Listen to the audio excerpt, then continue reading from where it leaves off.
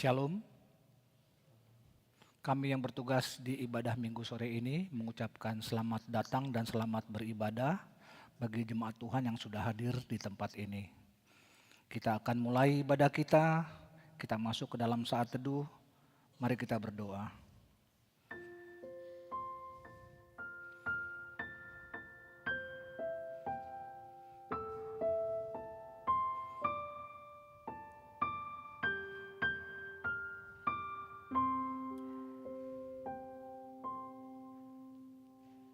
Amin. Prosesi dipersilakan masuk ruangan. Kita bernyanyi dari BN nomor 648 ayat 1 sampai dengan ayat yang ketiga. Di ayat yang ketiga jemaat dimohon bangkit berdiri.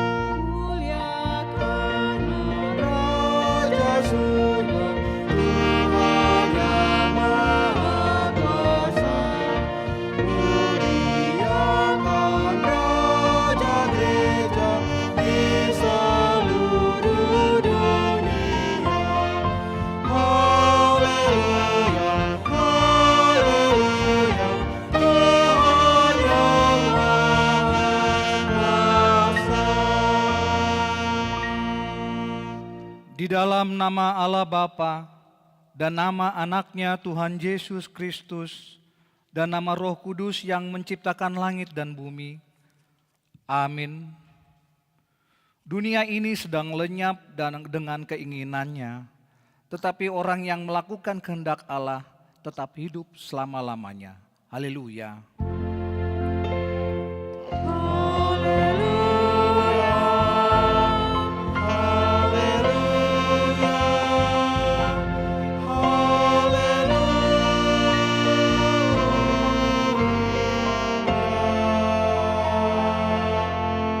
Marilah kita berdoa. Tuhan Allah Bapa kami telah berhimpun di tempat ini pada hari yang Engkau kuduskan ini.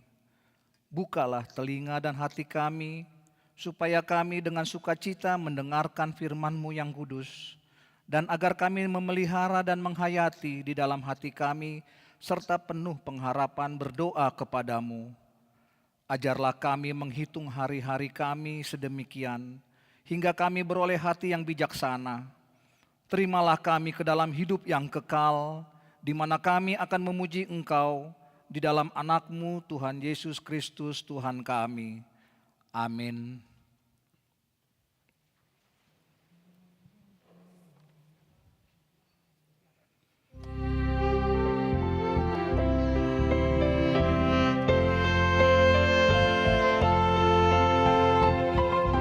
Tuhan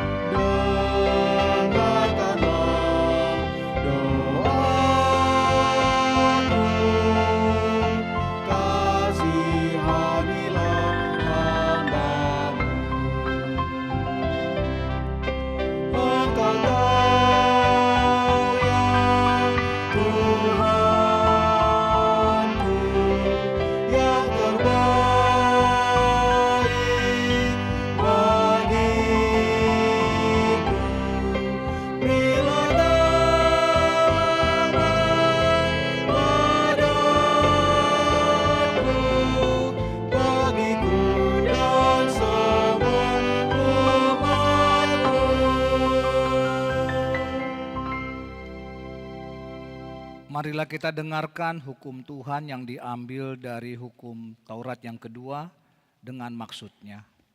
Hukum Taurat yang kedua, jangan berbuat bagimu patung yang menyerupai apapun yang ada di langit atau yang ada di bumi atau yang ada di dalam air di bawah bumi untuk disembah atau dituruti. Maksudnya adalah kita harus takut serta kasih kepada Allah. Sebab itu jangan bersembah sujud kepada Allah lain atau meminta kehidupan daripadanya. Dan jangan memanggil roh-roh atau berkeyakinan kepada tenungan-tenungan dukun. Dan jangan yakin kepada benda-benda yang bernama. Demikian hukum Tuhan. Marilah kita berdoa memohon kekuatan dari Tuhan Allah untuk melakukan hukum-Nya. Ya Tuhan Allah, kuatkanlah kami melakukan yang sesuai dengan hukum-Mu. Amin.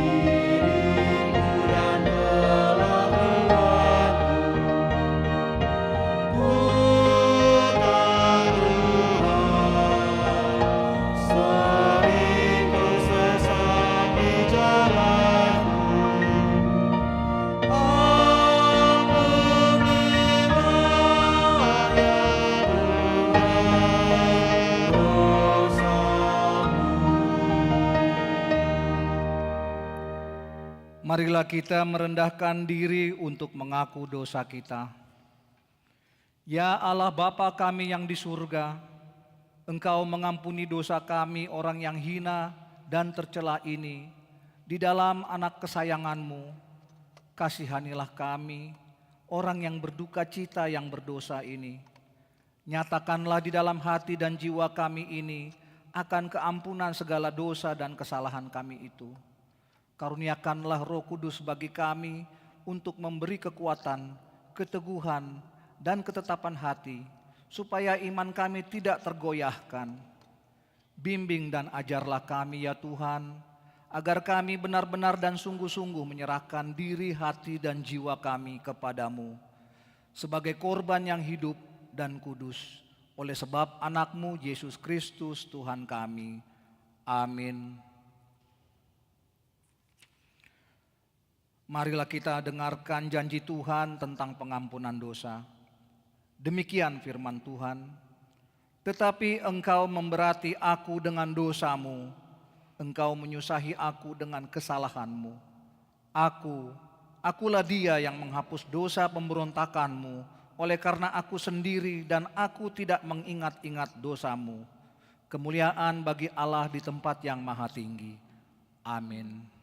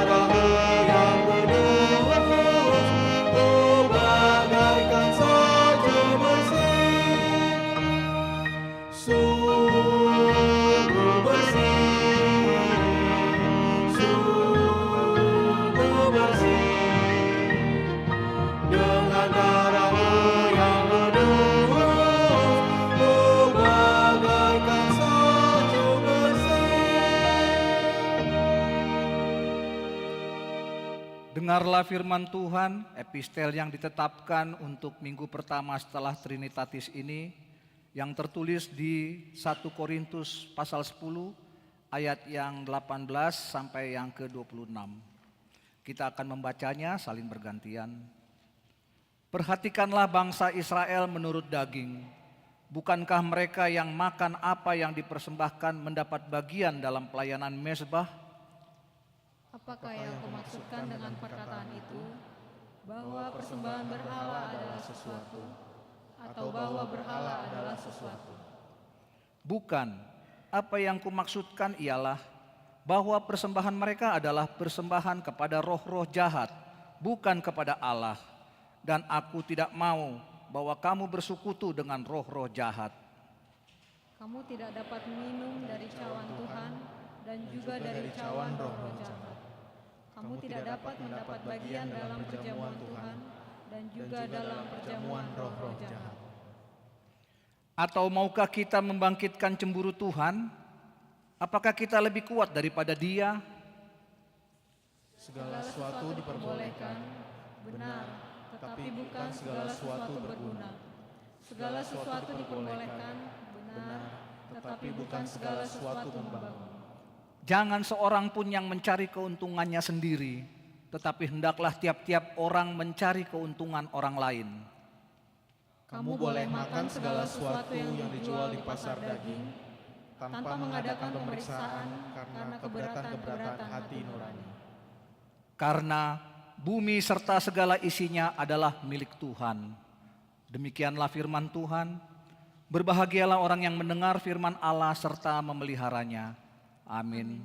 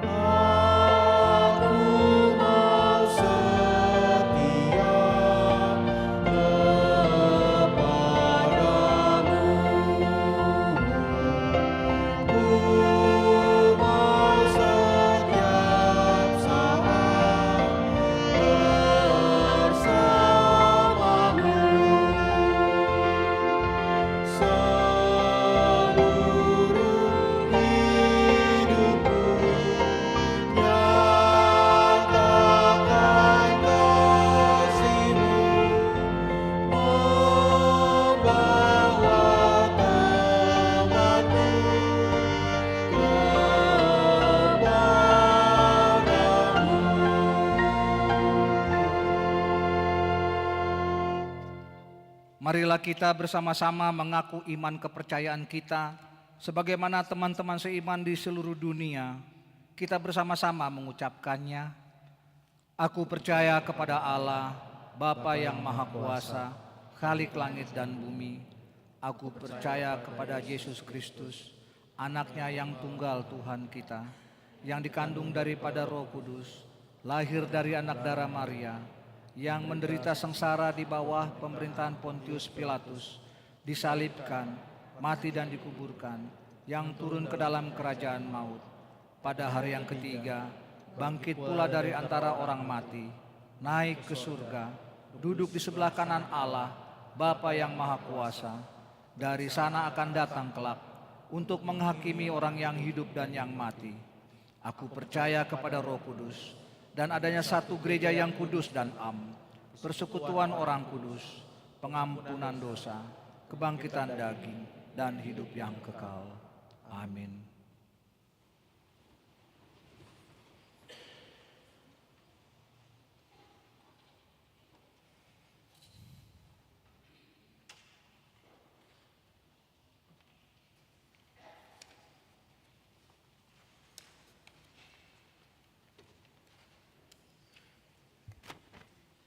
Shalom. Kita akan mendengarkan warta jemaat di Minggu pertama 7 Juni 2026. Nama minggu kita hari ini minggu pertama setelah Trinitas dengan topik ibadah pada hari Minggu ini Guru Didibata do Portibion Ro Dinasa Isina. Dalam bahasa Indonesia adalah dunia dan segala isinya adalah milik Tuhan. Kedua, kunjungan gerejawi. Seksi AMA akan mengadakan kunjungan ke Panti Asuhan Tunas Rajawali Semarang pada hari Sabtu tanggal 13 Juni 2026 sebagai rangkaian kunjungan gereja ke HKBP Klaten pada hari Minggu tanggal 14 Juni 2026. Ketiga, Sintua Pensiun. Pada hari ini, Minggu tanggal 7 2026, kebaktian pagi telah kita berangkatkan Sintua Insinyur Elisa Parsarowan Sinaga untuk memasuki masa purna bakti. Kita akan memberikan tali kasih atas pelayanannya di gereja kita dengan mengumpulkan ke depan altar setelah selesai khotbah pada kebaktian pagi, KLA dan sore. Kolekte untuk pembangunan minggu ini ditiadakan. Keempat, Partamyangan Week.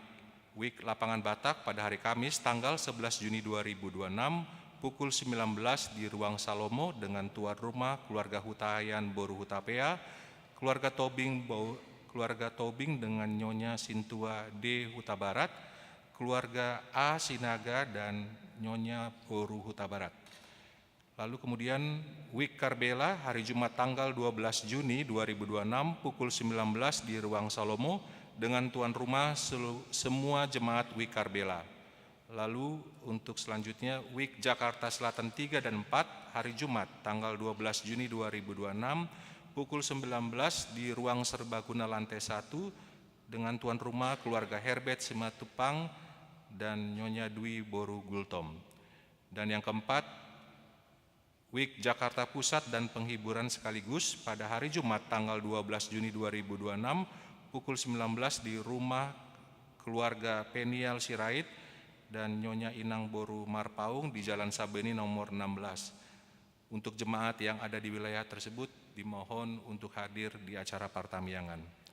Yang kelima, retreat dan pemulihan pengurus AMA se-DKI Jakarta dimulai hari Jumat sampai dengan hari Minggu pada tanggal 12 sampai dengan 14 Juni 2026 pukul 15 sampai dengan 16 bertempat di Wisma Kinasi Depok. Utusan dari HKBP Sudirman adalah 1 orang dari BPH dan 1 orang anggota seksi AMA. Keenam, periodisasi pengurus Persekutuan Remaja Distrik dimulai pada hari Sabtu tanggal 13 Juni 2026 pukul 13 sampai dengan selesai bertempat di kantor distrik Sopo Marpirkir HKBP lantai 6. Utusan dari gereja kita adalah Ketua Seksi Remaja Huria dan 1 orang pendamping remaja. Berikutnya adalah Konven Pendeta Distrik 8 DKI Jakarta pada hari dan tanggal hari Senin 8 Juni 2026 pukul 10 bertempat di HKBP Cengkareng.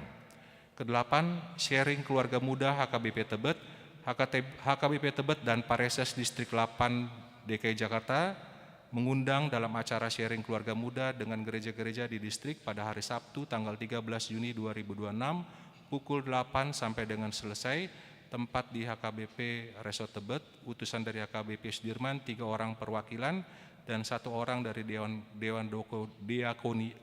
Koinonia dan 1 orang pendampingnya. Yang kedua, Dewan Koinonia, seksi sekolah minggu. Pertama, penerimaan calon guru sekolah minggu. Seksi sekolah minggu kembali mengadakan penerimaan calon guru sekolah minggu dengan persyaratan: pertama, laki-laki atau perempuan berusia sekurang-kurangnya 18 tahun dan sudah sidi. Kemudian yang kedua, bersedia melayani anak sekolah minggu.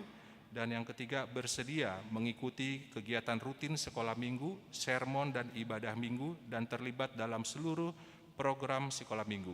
Untuk jemaat yang dapat berminat di kebaktian sore ini, di sini kebetulan ada tim dari sekolah minggu, silakan berdiri tim dari sekolah minggunya. Oke, nanti bisa menghubungi kakak yang dari sekolah minggu. Lalu selanjutnya ada bazar sekolah minggu, kemudian sekolah minggu berdengar. Yang kedua adalah seksi remaja, Parhewan Remaja HKBP Sudirman Jakarta 2026 akan dimulai, bisa kita baca di Warta Jemaat. Kemudian ada program dari remaja adalah keluarga bahagia, dan pesta Parhewannya sendiri akan dilaksanakan pada hari Minggu tanggal 12 Juni 2026 pukul 8.30 sampai dengan selesai.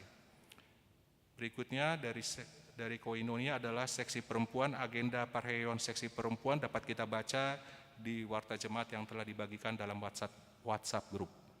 Lalu untuk seksi lansia, kebaktian Padang seksi lansia HKBP Sudirman Jakarta akan mengadakan kebaktian Padang pada hari Selasa bertempat di Bumerta Cibubur pada pukul 7 sampai dengan selesai. Berikutnya, jemaat yang dirawat di rumah sakit adalah Amang Yuri P. Sitorus yang dirawat di RSUD Pasar Minggu, sedangkan jemaat yang sedang dalam perawatan yang di rumah dapat kita baca di Warta Jemaat. Terakhir, Majelis HKBP Sudirman Jakarta mengucapkan selamat ulang tahun bagi jemaat yang berulang tahun periode tanggal 1 sampai dengan 7 Juni 2026 dengan hidup di matanya daripadamu engkau memberikan kepadanya dan umur panjang untuk seterus-terusnya dan selama-lamanya, dari Mazmur 21 sampai dengan 5. Demikianlah Warta Jemaat kita pada kebaktian sore ini. Terima kasih. Shalom.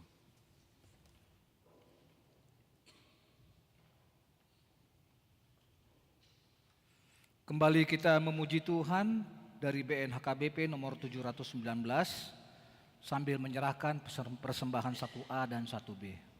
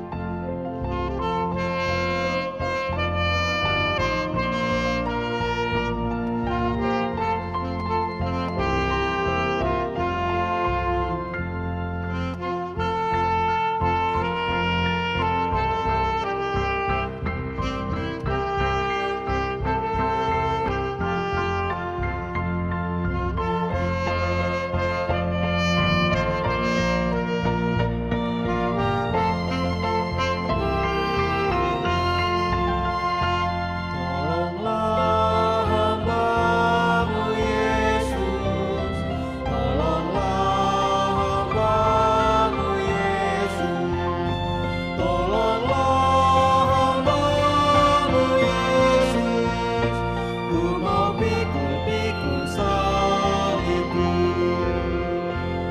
Peganglah tanganku Yesus, kuatkanlah aku Yesus, tolong tunjukkan jalanmu, Tuhan pimpinlah aku.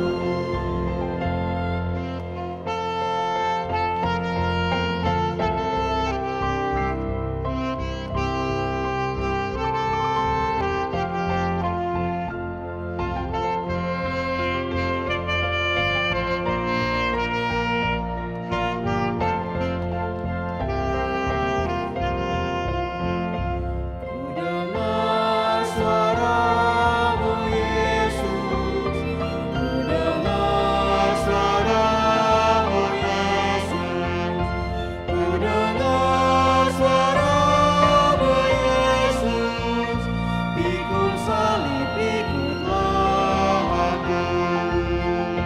Peganglah tanganku Yesus, kuatkanlah aku Yesus, tolong tunjukkan jalanmu, Tuhan pimpinlah aku.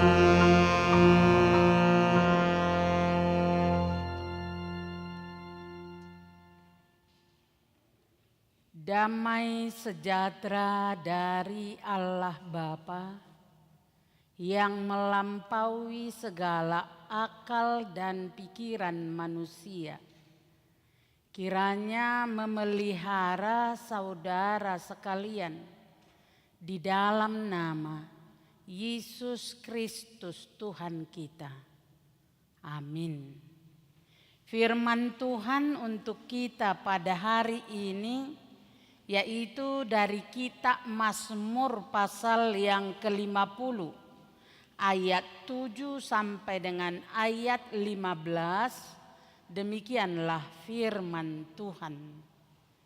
Dengarlah, hai umatku, aku hendak berfirman, hai Israel, aku hendak bersaksi terhadap kamu, akulah Allah, Allahmu. Bukan karena korban sembelihanmu aku menghukum engkau. Bukankah korban bakaranmu tetap ada di hadapanku? Tidak usah aku mengambil lembu dari rumahmu atau kambing jantan dari kandangmu, sebab punyakulah segala binatang hutan, beribu-ribu hewan di gunung. Aku kenal segala burung di udara, dan apa yang bergerak di padang adalah dalam kuasaku. Jika aku lapar, tidak usah kukatakan kepadamu, sebab punyakulah dunia dan segala isinya. Daging lembu jantankah aku makan, atau darah kambing jantankah aku minum? Persembahkanlah syukur sebagai korban kepada Allah, dan bayarlah najarmu kepada Yang Maha Tinggi. Berserulah kepadaku pada waktu kesesakan, aku akan meluputkan engkau, dan engkau akan memuliakan aku. Selah. Demikianlah firman Tuhan. Shalom Bapak, Ibu yang terkasih di dalam nama Yesus Kristus. Horas madihita. Firman Tuhan hari ini yaitu pada minggu yang pertama setelah Trinitatis. Jadi Trinitatis itu memperkenalkan kepada kita tentang Allah yang Tritunggal. Sepanjang dunia ini pasti selalu ada pertanyaan, siapakah Allahmu? Mau kita lahir saat ini, Mau pada zaman dahulu kala atau pada zaman yang akan datang, akan selalu ada pertanyaan, siapakah Allahmu?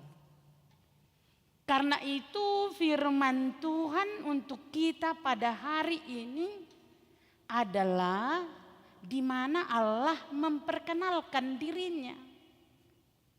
Sama seperti ketika Musa dalam Keluaran sedang berhadap muka dengan Allah. Musa bertanya demikian, jika umat Israel bertanya kepadamu, siapakah namamu? Jadi Musa itu bertanya kepada Allah, siapa namanya? Kemudian Allah menjawab, aku adalah aku.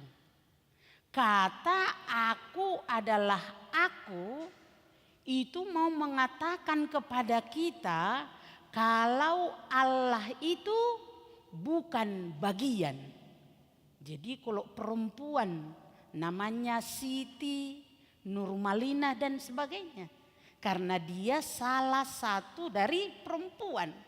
Laki-laki bernama Agus, Cahyo dan sebagainya itu karena bagian daripada laki-laki. Tapi Allah berkata, aku adalah aku. Allah itu bukan bagian. Jadi dia berkata, ya udah aku. Karena itu dikatakan pada ayat 7, maka aku hendak bersaksi kepadamu, akulah Allah, Allahmu. Allah itu bukan bagian. Karena itu kepada Musa dia memperkenalkan diri, aku yang tidak berawal dan aku yang tidak berakhir. Dan kepada kita hari ini dia memperkenalkan diri, segala sesuatu adalah milikku. Aku adalah pemilik segala sesuatu, baik di sorga, baik di bumi, maupun di dunia kematian. Karena itu firman Tuhan hari ini di mana Allah memperkenalkan jati dirinya sebagai Allah yang berkuasa, sebagai Allah yang berdaulat, sebagai Allah yang dahsyat, yang tidak ada bandingnya dengan Allah di dunia ini. Jadi Allah kita itu adalah Allah yang maha dahsyat, yang tidak ada bandingnya dengan Allah lain atau Tuhan yang lain. Firman Tuhan hari ini di mana Allah memperkenalkan diri. Ketika kitab Mazmur ini ditulis, yaitu 1000 tahun sebelum kelahiran Yesus. Jadi 1000 tahun. 1000 tahun sebelum kelahiran Yesus, di mana penyembahan berhala itu sangat banyak. Penyembahan berhala itu adalah memiliki Allah-Allah atau dewa-dewa. Sama seperti orang Batak. Orang Batak kalau dia dari Samosir masih suka dia pergi ke Pusuk Buhit. Ngapain dia ke Pusuk Buhit? Dia membawa makanan, dia membawa persembahan. Yang ia pikir Allah yang seperti itu dapat memberikan kemakmuran, kejayaan, berkat, hagabeon, hasangapon, hamoraon. Itu kalau kita tahu orang Batak suka membawa persembahan.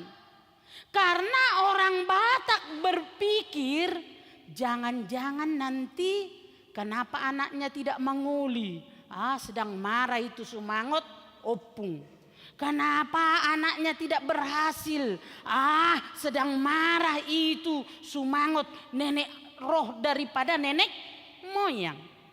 Tidak ubahnya keimanan yang seperti itu juga terjadi pada zaman dituliskannya kitab daripada Mazmur ini, di mana dewa-dewi kesuburan itu adalah dewa-dewi yang merajuk.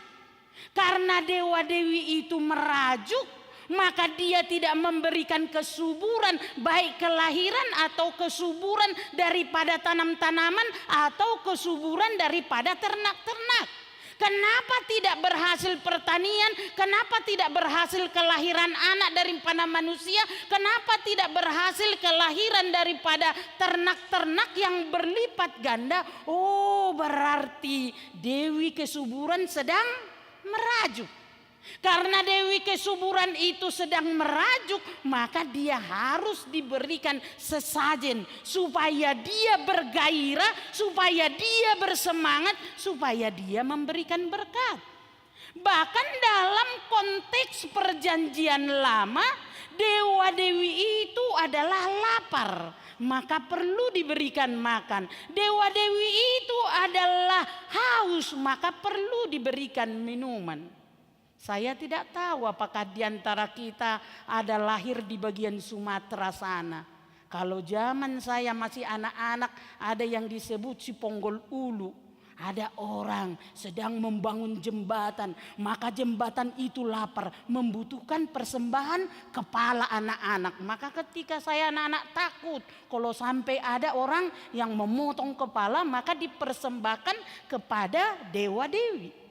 Dan jangan salah, kehidupan pada zaman Abraham juga masih mengira bahwa persembahan manusia atau kepala manusia diinginkan oleh Allah. Sampai Abraham membawa anaknya.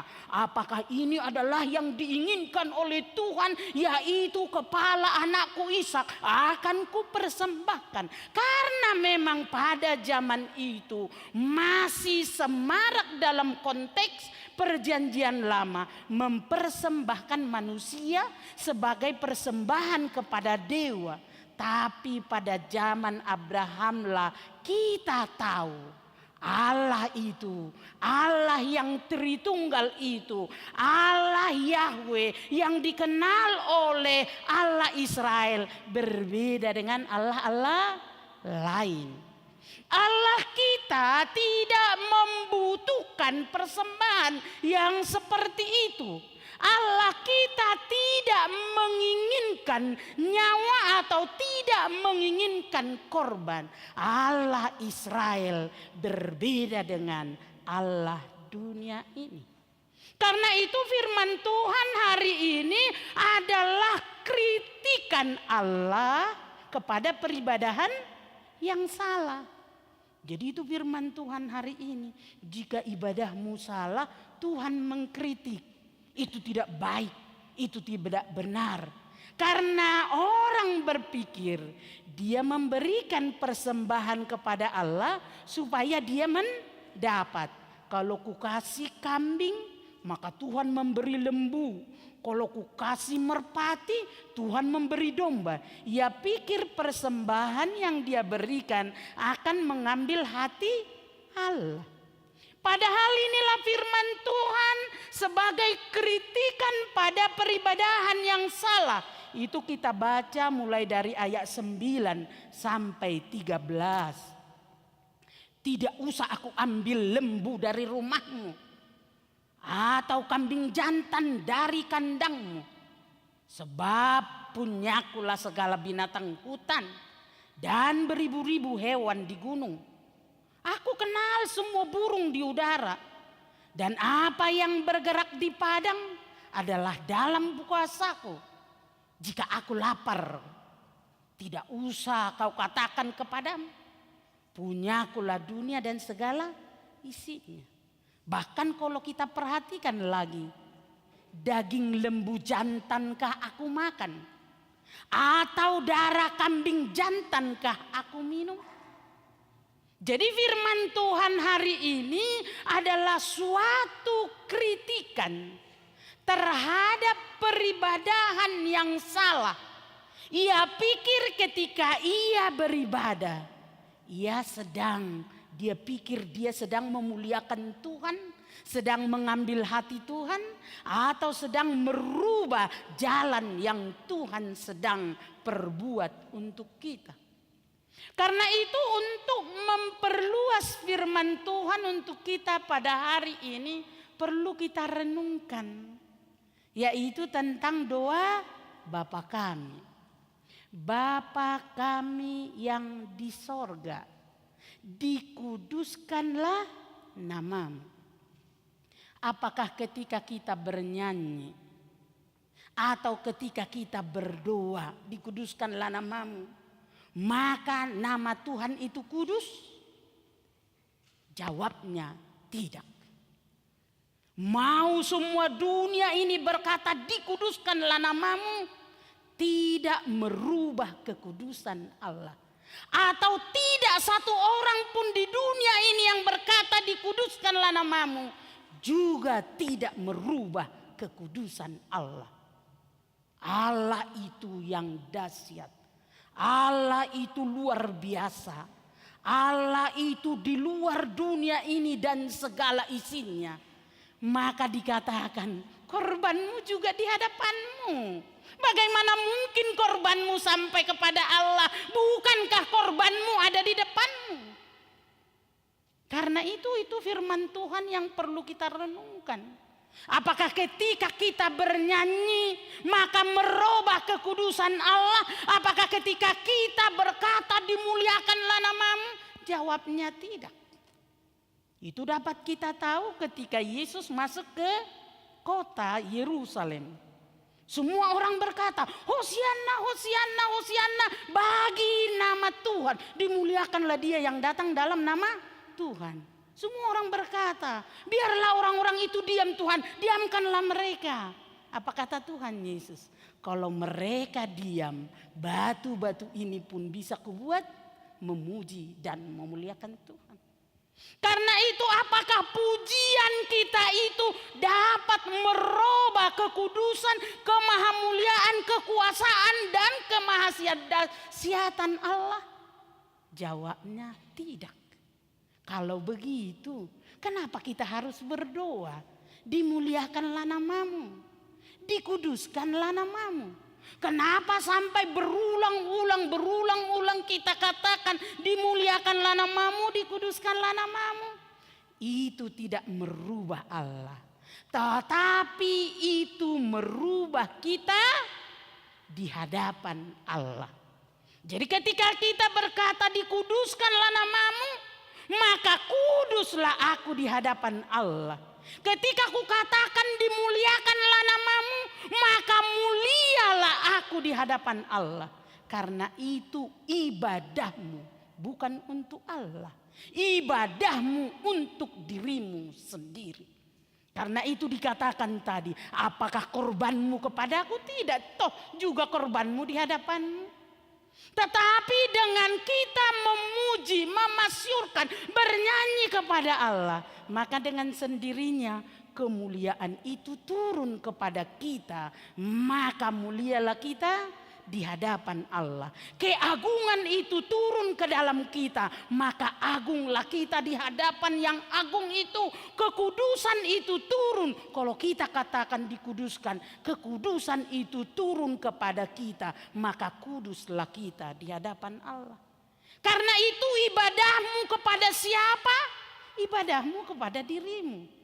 Jadi jangan pernah berpikir ibadahmu itu merubah keberadaan Allah.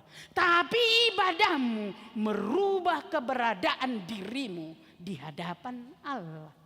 Karena itu selalu Yesus katakan, setiap kamu berdoa katakanlah dikuduskanlah namamu. Setiap kau berdoa dimuliakanlah namamu.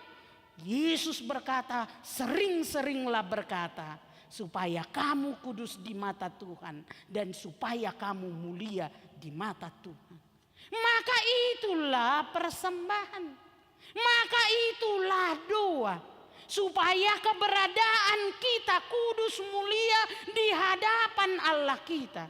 Karena itu selalu diingatkan, jangan bermain-main beribadah, jangan ber-HP beribadah, jangan menghayalkan yang lain di ibadah. Ketika kamu bergereja tetapi hatimu di luar, berarti bukan hatimu yang memuji Tuhan. Selalu diingatkan, konsentrasi, mempersiapkan diri supaya segala sesuatu yang kau perbuat sangat mulia dan agung di hadapan Tuhan.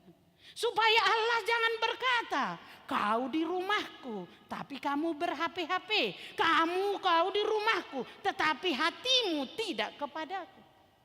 Ini yang mau diingatkan oleh firman Tuhan tentang pemujian, tentang penyembahan yang salah di hadapan Tuhan. Aku tidak membutuhkan lembu jantan dan aku tidak membutuhkan kambing domba. Pasti pertanyaan kita kalau begitu, Inang, kenapa ada persembahan di gereja? Kenapa harus ada pengumpulan persembahan? Inilah yang mau diingatkan Tuhan. Kalau begitu, apa persembahan yang benar? Persembahan mana yang layak kita persembahkan kepada Allah yang Maha Agung itu? Allah yang bertahta di sorga, yang jangkauannya di dunia yang kita tidak tahu, bahkan siapapun di antara kita tidak tahu. Yang hanya kita tahu, Henok naik ke sorga, Elia naik ke sorga, Yesus naik ke sorga. Hanya itu yang kita imani. Soal di mana sorga itu kita tidak tahu. Sampai Tuhan menjemput kita setelah hari Tuhan datang. Tetapi Tuhan itu rupanya mau terhadap persembahan orang yang berdosa. Kalau kita perhatikan pada daripada ayat 8. Bukan karena korban sembelihanmu aku menghukum engkau. Bukankah korban bakaranmu tetap ada di hadapanku? Firman Tuhan hari ini mau mengingatkan kita tentang persembahan yang benar. Yaitu pada ayat 14. Persembahkanlah syukur sebagai korban kepada Allah. Persembahan syukur.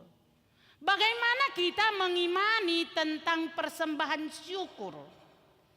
Kita tahu sejarah. Jadi dari sejarah, baik sejarah perjanjian lama maupun sejarah perjanjian baru kita mengenal persembahan yang benar. Contoh orang Israel. Orang Israel ketika dia di Mesir, Tuhan memanggil mereka, keluarlah dari sana, bawalah Musa, bawalah Harun. Kemudian Tuhan menunjukkan 10 tanda-tanda yang dahsyat di Mesir, yaitu tentang tanda kemahakuasaan Allah. Bukan hanya 10 tanda yang dahsyat yang di Mesir, tetapi di perjalanan pun Tuhan tunjukkan karya-karya yang dahsyat. Air yang pahit menjadi manis, dan bahkan mereka boleh melewati laut Tiberia. Coba kita perhatikan, Allah mengeluarkan mereka dari Mesir. Baru setelah mereka di Sinai dikatakan, beribadalah kepadaku.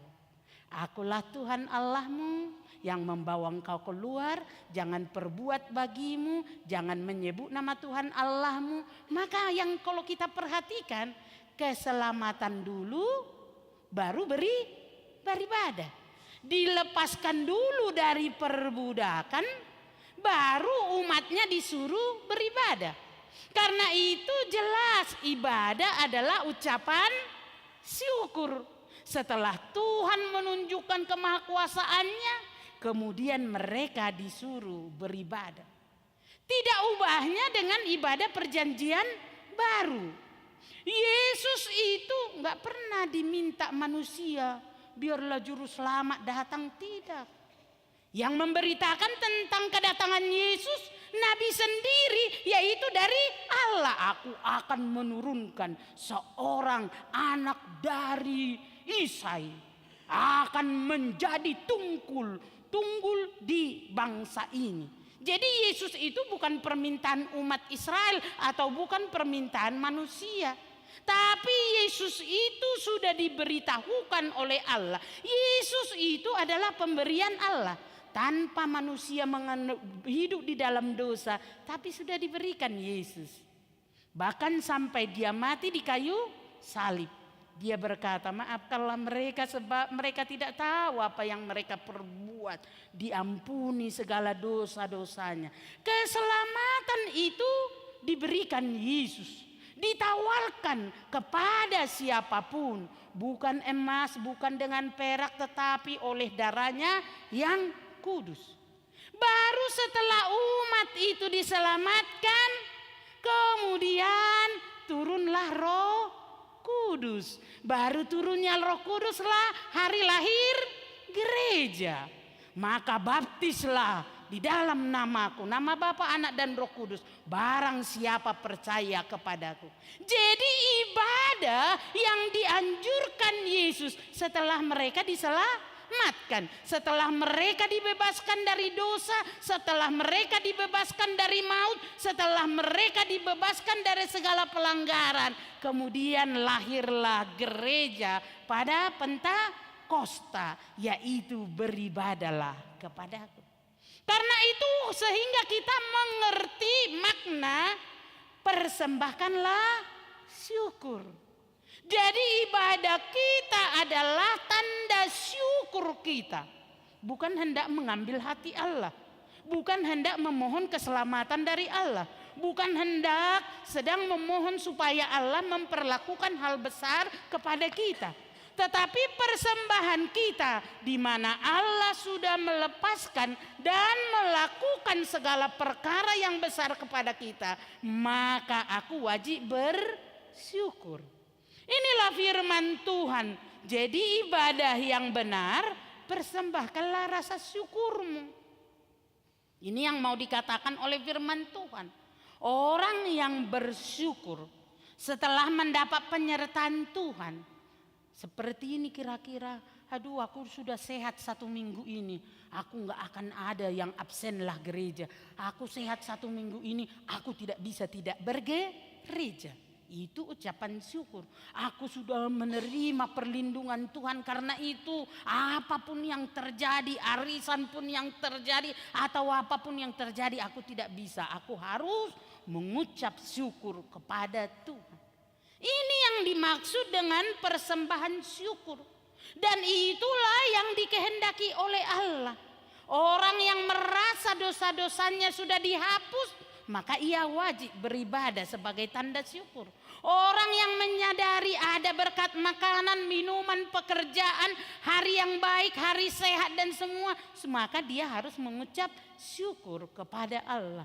Inilah yang mau diingatkan kepada kita, bahwa ibadah yang benar adalah mempersembahkan syukur sebagai korban kepada Allah. Yang kedua dikatakan di sini, bayarlah najarmu kepada yang maha tinggi. Jadi kalau najar ini, ya memang ada najar yang besar ya, tetapi jangan kita menutup mata, ada najar yang juga tidak terlalu besar. Contohnya najar yang besar seperti Simpson.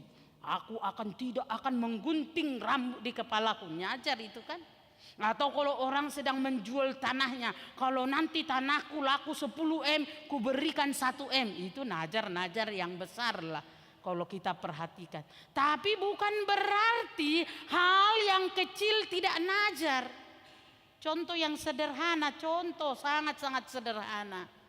Mamaku sendiri pernah berkata seperti ini. Dibilang seperti ini. Nak, katanya, aku kalau ke gereja tahu, ku kasihnya persembahanku, ku kasih persembahanmu, ku kasih persembahan kakakmu, ku kasih persembahan abangmu. Jadi ku bilang seperti ini, ngapain pula kau yang ngasih persembahanku, mak? Aku juga ngasih persembahan kok kalau gereja. Apa dia bilang? Seperti ini aja jawabnya, hal sederhana. Ya itulah yang ada di dalam pikiranku, yang mau ku perbuat kepada Allah. Hal yang sederhana saya pikir. Walaupun itu selalu terkenang di dalam kita sebagai anaknya, bukan soal besar atau seberapa persembahan, tetapi di dalam hatinya dan niatnya hal seperti itu. Jadi bukan soal hal yang besar yang mau disebut nazar. Nazar itu bisa janji, bisa yang tertulis di dalam hati, bisa saja yang timbul pada saat itu. Ketika aku mendengar enak peribadahan hari ini, maka persembahanku kutambahilah, yaitu nazar sesaat kan. Yang tadinya aku kasih segini, sekarang seginilah. Ya mungkin itu nazar, tapi mungkin hal itu timbul sesaat. Ada orang yang merencanakan, ada orang yang memfokuskan, ada orang yang boleh dengan sesaat itu timbul di dalam hatinya. Karena itu nazar sesuatu yang baik kepada Allah dan sesuatu yang baik terhadap orang lain. Kecintaan kita terhadap Allah dan kecintaan kita yang baik terhadap sesama manusia. Jadi nazar itu bukan hanya soal uang. Nazar juga soal perilaku. Setiap hari aku akan senyumlah, kujauhkanlah muka-muka yang murung. Tuhan, jauhkan dari aku muka yang murung, sebab kemurungan akan menghilangkan rezeki. Baru senyumlah. Saya pikir itu juga bagian nazar kita kepada Tuhan, di mana setiap anak-anak Tuhan yang diselamatkan harus senantiasa berwajah senyum, menyadari bahwa dia memiliki keselamatan. Tapi kalau wajah-wajah yang murung, maka itu juga menandakan dia tidak mensyukuri semua hari-hari yang telah. Karena itu soal nazar bukan soal besar, tapi sesuatu yang baik menurutmu dan baik kepada Allah, baik kepada orang lain. Dikatakan, berikanlah dan bayarlah nazarmu kepada yang maha tinggi. Jadi itulah ibadah yang benar. Kita harus mensukseskan apa yang kita pikirkan yang baik, apa yang kita rencanakan yang baik untuk kemuliaan Tuhan maupun untuk kebaikan kita di hadapan orang lain, terlebih di hadapan Tuhan. Apalagi kalau kita perhatikan lagi ayat terakhir. Berserulah kepadaku pada waktu kesesakan. Ini juga mengingatkan kepada kita bahwa bukan hanya pada saat senang atau pada saat berkelimpahan maka pujian kita sampai kepada Tuhan. Ingatlah adik-adik kami di sini.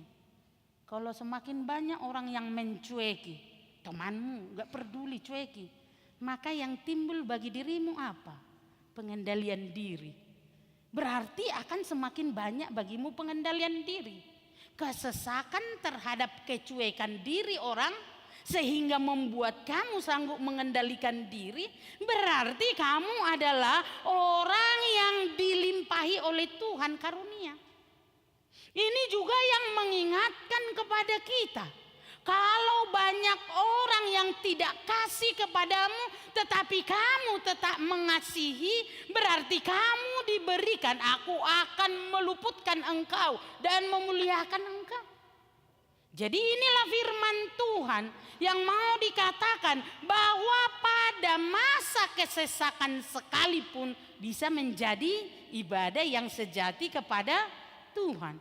Contohnya, kalau kita perhatikan di dalam Alkitab, yaitu Yakub.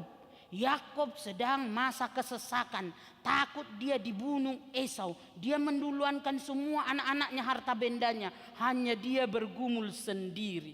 Maka pergumulannya, kesesakannya itulah membuat dia bertemu dengan malaikat dan malaikat memberkatinya. Dalam pergumulan kita mendapat kesesakan. Dan Tuhan menolong kita.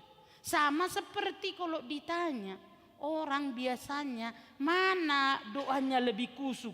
Pada saat mengalami tantangan atau penyakit, ada saat berbahagia. Cobalah saat berbahagia. Tuhan berkatilah makanan. Padahal udah ada saksang, udah ada banyak makanan di meja. Tapi apa? Doanya singkat kali. Seharusnya harus berdoa, saksang ini Tuhan. Kalau dari berkat sehingga panjang doa. Kenyataannya walaupun di mejanya berlimpah makanan, doanya apa? Berkatilah makanan ini Tuhan. Amin. Coba kalau dia sedang tidak punya makanan. pasti lebih panjang doanya. Panjang, Tuhan kayak mananya aku mau makan Coca-Cola bento. Tuhan aku mau makan ini, aku mau makan ini. Jadi banyak kali. Rupanya kesesakan itu pun bisa menjadi ibadah kepada Tuhan. Inilah yang mau diingatkan oleh firman Tuhan kepada kita. Kenalilah Allahmu. Allahmu adalah Allah yang maha tinggi. Allahmu adalah Allah yang dahsyat, yang mendengar setiap doamu, yang mendengar setiap kesesakanmu. Apakah kamu di dalam sakit? Apakah kamu di dalam tertekan? Apakah kamu di dalam duka? Aku akan meluputkan engkau dan engkau akan memuliakan aku. Inilah yang mau diingatkan oleh firman Tuhan untuk kita.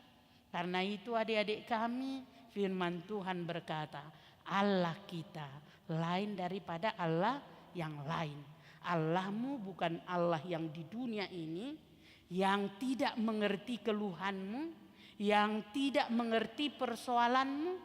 Tetapi Allahmu adalah Allah yang melihat dari sorga sampai ke bumi ini dan bahkan sampai ke dunia orang mati. Tuhan akan meluputkan engkau dan memuliakan engkau. Kita tahu bahwa orang-orang yang percaya itu adalah orang-orang yang diluputkan Tuhan. Kepada pangkuan Abraham, dia mendapat kemuliaan pada akhirnya. Sela katanya, titik kira-kira itu.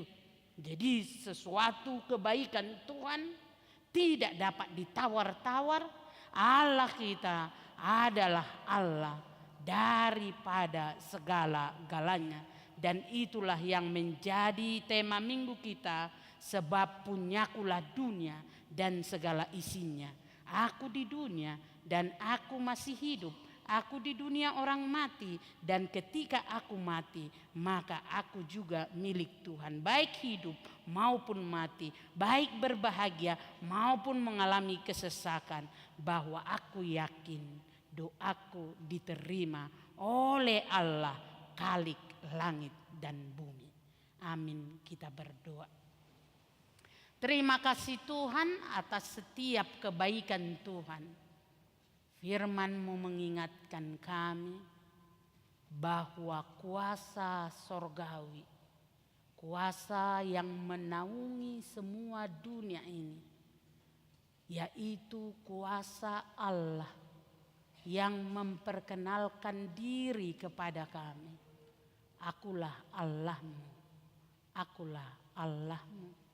Engkau Tuhan yang kami kenal dalam Tritunggal, Bapa, Anak, dan Roh Kudus, adalah Allah yang kekal, adalah Allah yang selama-lamanya, baik di sorga, baik di bumi, maupun di dunia kematian. Karena itu kami tidak takut terhadap apapun di dunia ini. Karena itu kami hanya mempersembahkan rasa syukur kami, karena Allah telah menyelamatkan kami, telah menolong kami, telah menuntun jalan kami ke dalam kebenaran, dan kami hidup hanya di dalam Kristus. Berkatilah ya Tuhan, amang inang opung doli opung boru, naposo, remaja, sekolah minggu yang bersama-sama dengan kami, amang inang sintua dan amang inang pendeta kami di gereja ini. Biarlah Tuhan memberkati kami, sehingga kemuliaan Tuhan selalu menaungi kami, sehingga dalam hari-hari kami, baik kami di gereja maupun di rumah, maupun di dalam pekerjaan, maupun di dalam permainan keseharian kami, kami tetap menyadari bahwa kemuliaan Tuhan selalu menaungi kami. Dimuliakanlah nama-Mu hanya di dalam nama Yesus Kristus. Dan kami juga berdoa bagi orang-orang yang sakit di antara kami. Kiranya Tuhan dengan kuasa-Mu, dengan tangan-Mu yang kudus akan menyembuhkan mereka. Dan kami juga berdoa buat amang sintua kami yang pensiun pada hari ini. Tuhan kiranya memberikan panjang umur, damai sejahtera kepadanya, sehingga masa pensiun menjadi masa bahagia baginya. Terima kasih Tuhan Yesus, dimuliakanlah nama-Mu, hanya di dalam Yesus Kristus Tuhan dan Juru Selamat kami. Amin.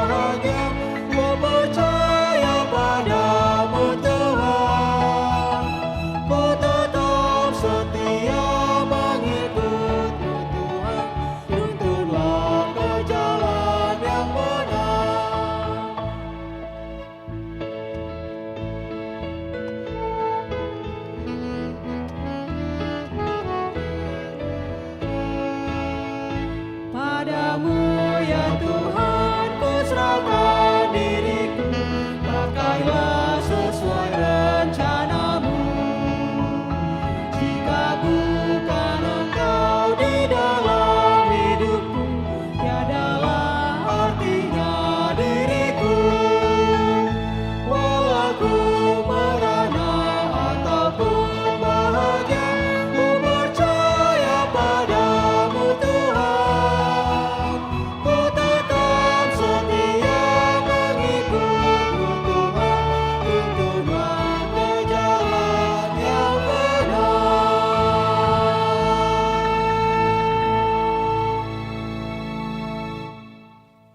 Marilah kita berdoa untuk menyerahkan persembahan kita kepada Tuhan. Ya Allah Bapa kami yang di sorga, kami mengaku bahwa Tuhan adalah sumber dari segala karunia yang melimpah dalam kehidupan kami masing-masing. Sebahagian daripada karunia itu kami serahkan kembali sebagai persembahan kepada Tuhan. Terimalah dan berkatilah persembahan umat-Mu ini, agar dapat kami pergunakan untuk pekerjaan dan pelayanan kerajaan Tuhan di dunia ini.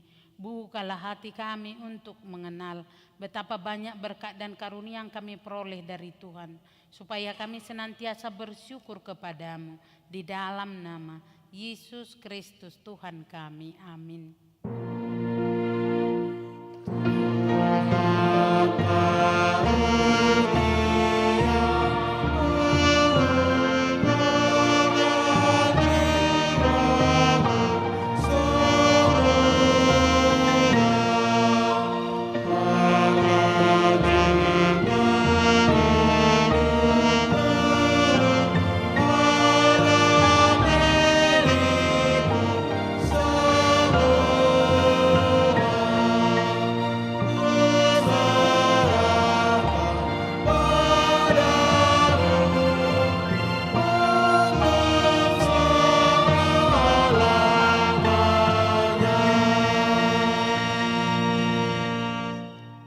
Bapa kami yang di sorga, dikuduskanlah namamu, datanglah kerajaanmu, jadilah kehendak-Mu di bumi seperti di sorga. Berikanlah kami pada hari ini makanan kami yang secukupnya, dan ampunilah kami akan kesalahan kami, seperti kami juga telah mengampuni orang yang bersalah kepada kami. Dan janganlah membawa kami ke dalam pencobaan, tetapi lepaskanlah kami daripada yang jahat.